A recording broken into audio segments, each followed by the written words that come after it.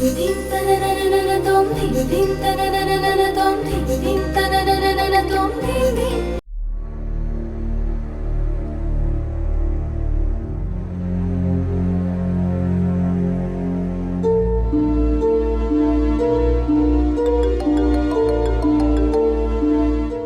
నిమిషం ధ్రువ.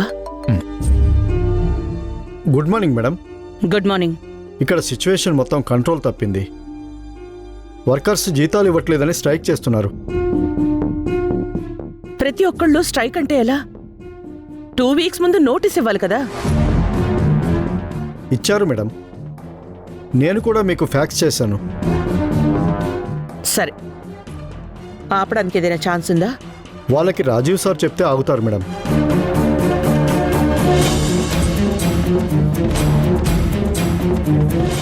ఎస్టేట్లో వర్క్ ఆగిపోతే చాలా కష్టం.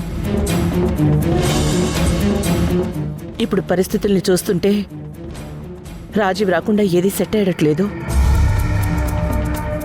కానీ రాజీవ్ని ఎలా కన్విన్స్ చేయాలి? ఇప్పుడు ఆయన్ని పిలిస్తే తనే మనకి గతి అన్నట్టు చూస్తాడు. ఇప్పుడు ఆ మాట మనం ఒప్పుకోకపోతే తర్వాత మనకి ఏ గతి లేకుండా రోడ్డు మీద నిలబడతాం. తనొచ్చేలా చేయాలి. తప్పదు.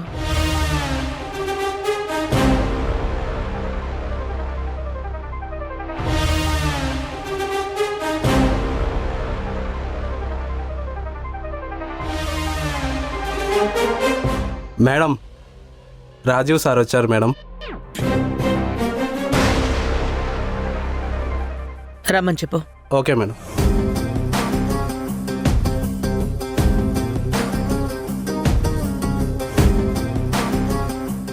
ధ్రువ, అనవసరమైన ఈగోలకి పోవద్దు. రాజీవ్ వస్తే లేచి నించో. జాగ్రత్తగా మాట్లాడు.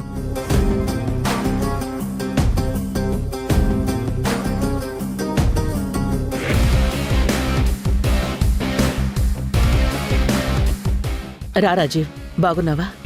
నువ్వెలా ఉన్నావు? బానే ఉన్నాను.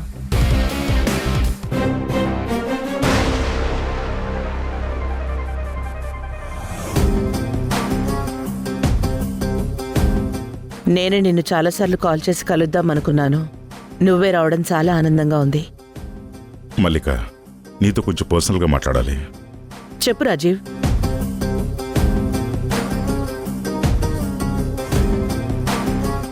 నేను పర్సనల్గా నీతో మాట్లాడాలి.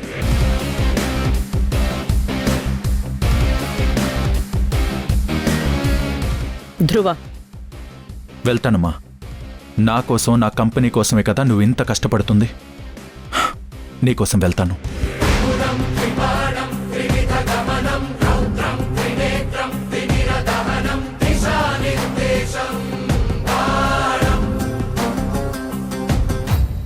కూర్చో రాజీవ్.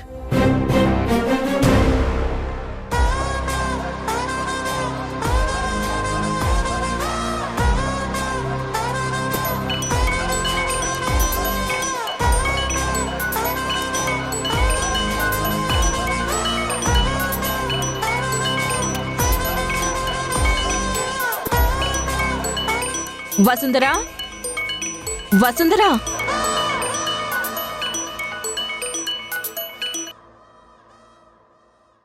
హలో. అమ్మ వసుంధరా, నేను సుజాని మాట్లాడుతున్నానండి. మీరా? బాగున్నారా? బావున్నాను. మీరెలా ఉన్నారు? బాగున్నాను. చెల్లెలతో మాట్లాడి చాలా రోజులైంది. తను ఇంట్లో లేదనుకుంటా. నేను మీరు కాల్ చేశారని చెప్తాను. తనతో చేపిస్తాను. సరేనండి. మా వసుంధర బానే ఉంది కదా? హలో.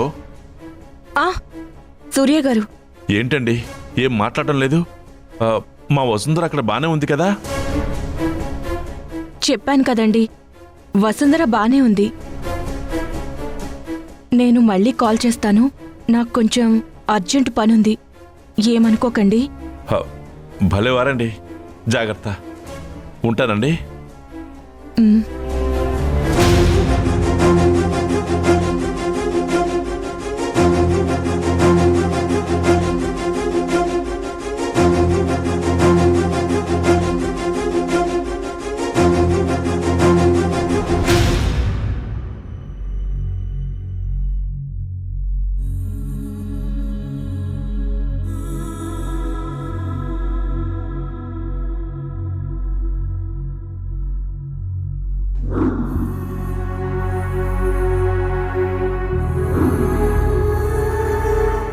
నువ్వు లైఫ్లో చూడనంత డబ్బు నగలు. కానీ నాదొక చిన్న కండిషన్. ఈరోజు రాత్రి నాతో పడుకుని వెళ్ళిపో. నువ్వు ఏ లోటు లేకుండా క్షేమంగా ఉండాలమ్మా. నాన్న ఉన్నా లేకపోయినా నేను మహారాణిలా చూసుకునే వాడితోనే నువ్వు ఉండాలి. అలా జరగాలంటే నువ్వు ధ్రువాసాన్ని పెళ్లి చేసుకోవాలమ్మా.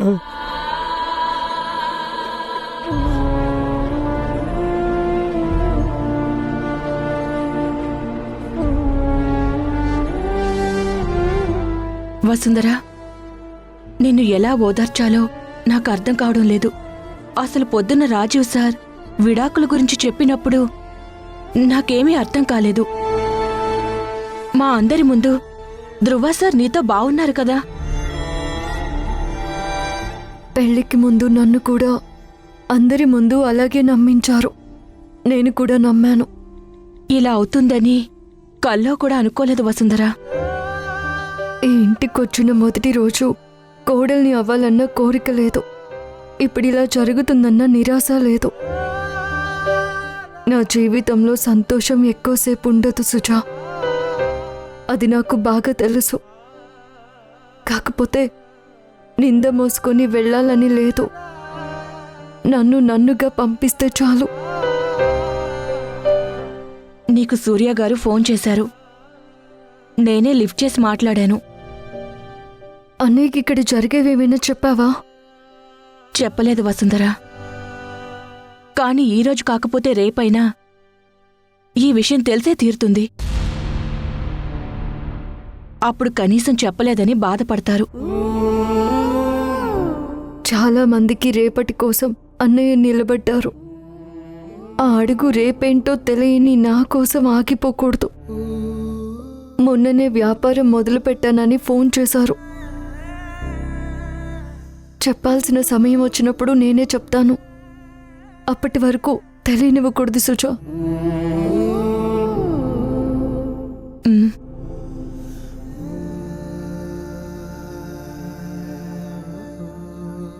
నిన్న నువ్వు లాయర్కి ఫోన్ చేశావు అని చెప్పారు. చాలా థ్యాంక్స్.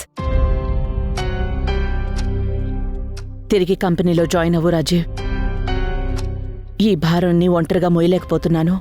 ఇంకా నేను జాయిన్ అవ్వాలా వద్దా అని ఏ నిర్ణయానికి రాలేదు.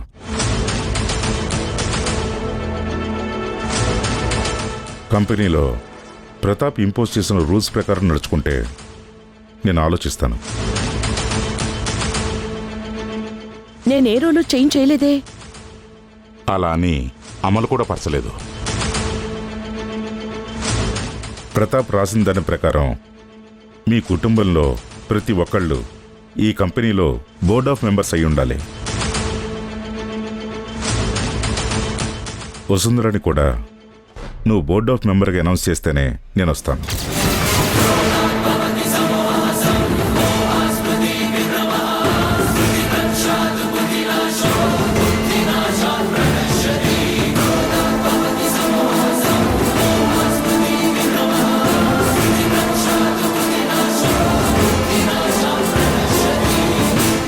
వాళ్ళిద్దరికీ ఏవో ప్రాబ్లమ్స్ ఉన్నాయి.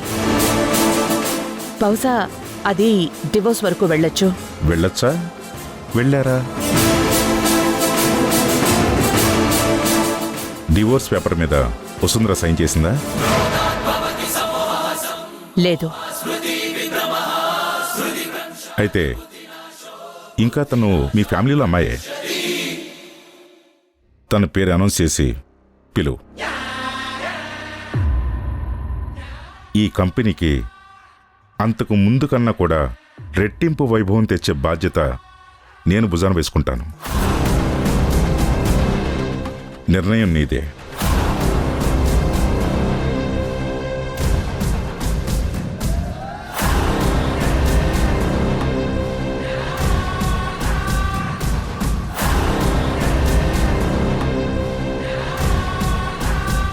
ఇక్కడ సిచ్యువేషన్ మొత్తం కంట్రోల్ తప్పింది. వర్కర్స్ జీతాలు ఇవ్వట్లేదని స్ట్రైక్ చేస్తున్నారు. వసుంధరని కూడా నువ్వు బోర్డ్ ఆఫ్ మెంబర్గా అనౌన్స్ చేస్తేనే నేను వస్తాను. ఇక తనతో కలిసి నేను ఉండలేను. మీరు డివోర్స్కి అప్లై చేయండి.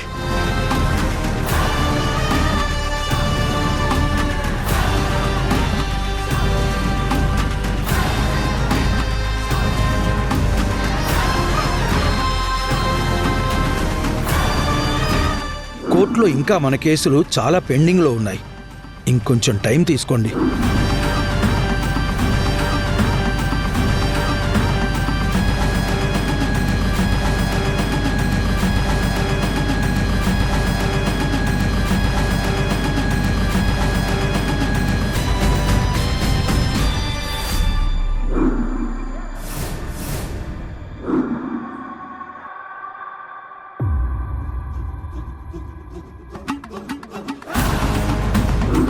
ఈ కంపెనీకి అంతకు ముందు కన్నా కూడా రెట్టింపు వైభవం తెచ్చే బాధ్యత నేను భుజాన వేసుకుంటాను.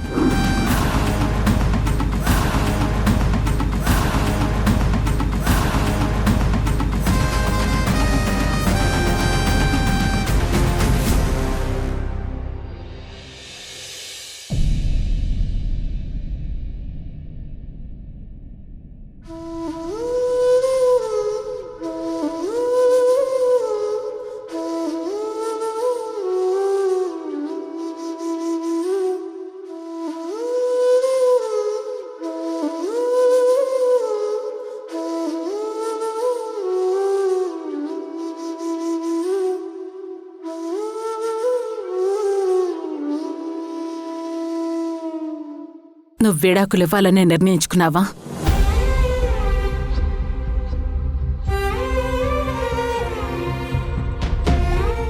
నాకు వేరే అవకాశం ఇవ్వలేదమ్మా. విడాకులు తీసుకుంటే ఇల్లు వెళ్ళిపోతావా?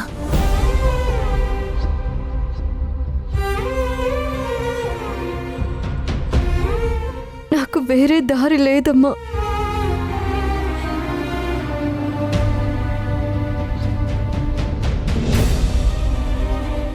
ఎప్పుడు తల్లి స్థానంలో ఉండటం వేరే, తల్లి వేరే అంటే ఏంటో అనుకున్నాను. ఇప్పుడు అర్థమైంది. నేనే నీ తల్లినైతే నన్ను పరాయిదాన్ని చూసినట్టు చూస్తావా? ఇంత విషయం జరిగితే నాకు చెప్పకుండా ఉంటావా? వెళ్ళిపోవాలని నిర్ణయించుకున్నావు కదా, ఇప్పుడే వెళ్ళిపో. అమ్మా, నన్ను కాసేపు ఒంటరిగా వదిలే. వెళ్ళు.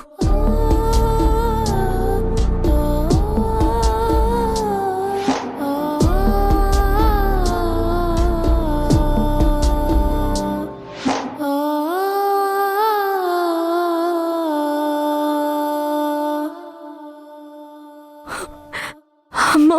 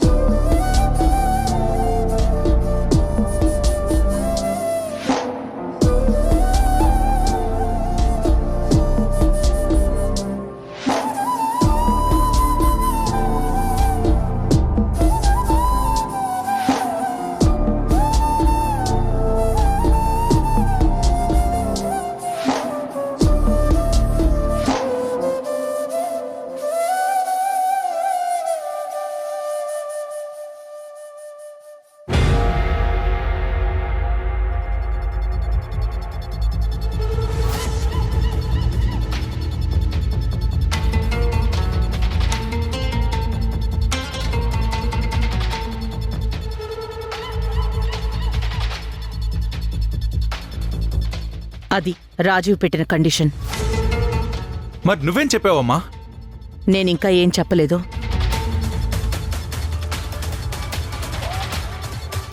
కానీ మనకింకో ఆప్షన్ లేదు.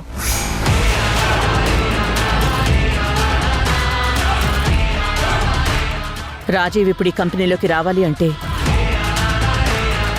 తనని బోర్డు మెంబర్గా అనౌన్స్ చేయడం తప్ప నాకు వేరే దారి లేదు.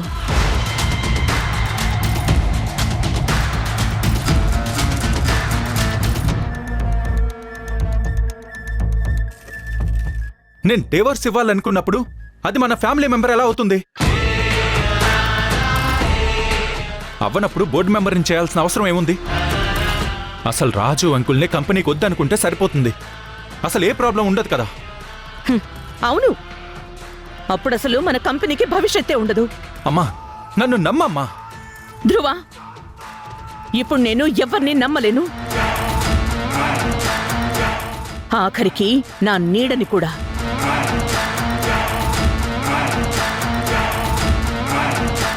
ప్రెజెంట్ మన పంతాల కంటే మీ నాన్న ప్రెస్టేజ్ 2000 మంది భవిష్యత్తే నాకు ముఖ్యం.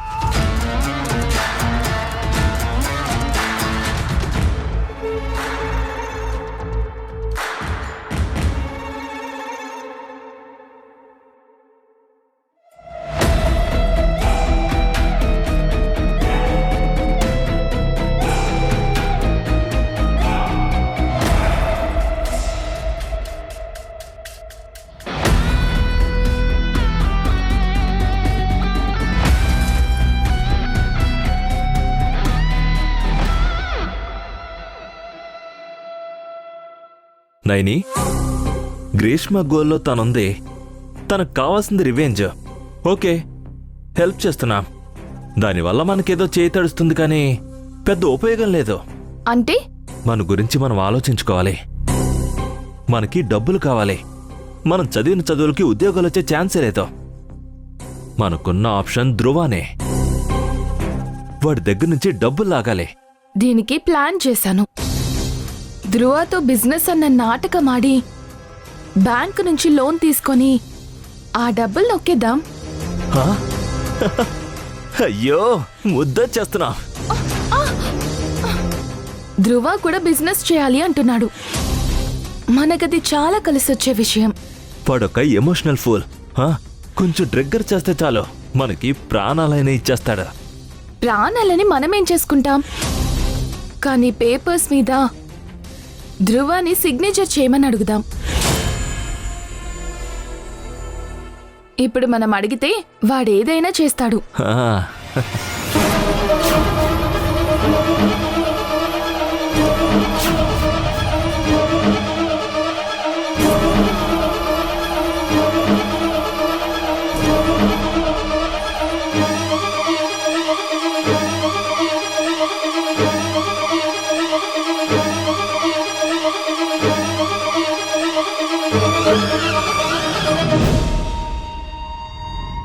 ఏంట్రా పేపర్స్ సైన్ అంటున్నారు? అదే ధ్రువ, బిజినెస్ పెట్టాలని ఆలోచిస్తున్నాం. కానీ లోన్ కోసం ఏ బ్యాంకుకు వెళ్ళినా షూరిటీ సిగ్నేచర్ కావాలని అడుగుతున్నారు. అవునరా, మామ హాల్కి ఎవరు పెడతారు చెప్పు? అందుకే సూటిగా నిన్నే అడుగుదాం అనుకుంటున్నాం. బిజినెస్ పెట్టండిరా, నేను జాయిన్ అవుతాను. ఇక మీద అది నా కంపెనీ కాదు, రాజీవ్ అంట, వసుంధర అంట. వీళ్ళకి అయినా నా కంపెనీలో ఏం పనిరా? అమ్మ కూడా రాజీవ్ అంకుల్ నడిపిస్తేనే ఈ కంపెనీ నడుస్తుందన్న ఉద్దేశంలో ఉంది. నేను ఎంత చేస్తున్నా లాస్ట్కి వాడొచ్చి క్రెడిట్ కొట్టేస్తున్నాడు. నా మార్క్ నేను క్రియేట్ చేసుకోవాలి. చిన్న చితక బిజినెస్ కాదు, లార్జ్ స్కేల్లో చేద్దాం. మా నాన్న కూడా ఒక్క కంపెనీతోనే కదా ఇంత సామ్రాజ్యాన్ని సృష్టించాడు. నేను అలానే చేస్తాను. నువ్వు చేయగలవు ధ్రువ. నీ వెనుక మేమున్నాం కదా. మేము డబ్బులు పెట్టలేకపోవచ్చు, కానీ నీకెలాంటి సపోర్ట్ కావాలన్నా ఇస్తాం. మీరే నా నిజమైన ఫ్రెండ్స్. విపుల్, మైండ్ ఏం బాలేదురా. వెళ్ళి డ్రింక్స్ తీసుకురా. సరేరా.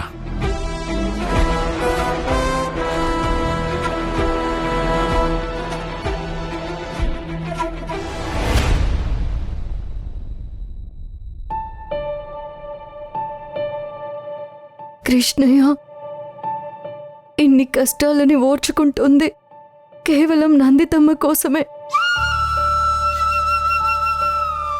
కానీ అమ్మ కూడా నన్ను అపార్థం చేసుకుంటే నేను తట్టుకోలేకపోతున్నాను. అసలు నా జీవితంలో ప్రేమను పంపినట్టే పంపుతావు, అంతలోనే దూరం చేసేస్తావు. ఇక ఈ ఇంట్లో నాకున్న ఒకే ఒక బంధం నందితమ్మతోనే. తనలో కన్న తల్లిని చూసుకున్నాను. ఈ ఒక్క బంధాన్ని దూరం చేయకు తండ్రి. ఎందుకో గుండెల్లో చాలా భారంగా ఉంది.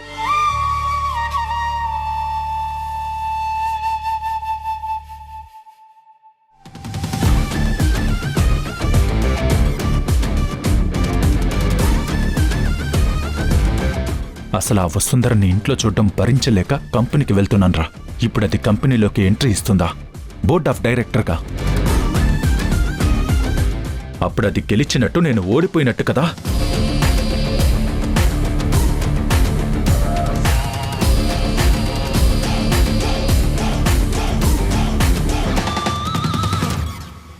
మేము ప్రీ ఫైనాన్స్ కంపెనీ నుంచి వచ్చాం. మా కంపెనీలో లోన్కి అప్లై చేశారు. అక్కడ మేము ఏ లోను అప్లై చేయలేదే. నేనే చేశాను.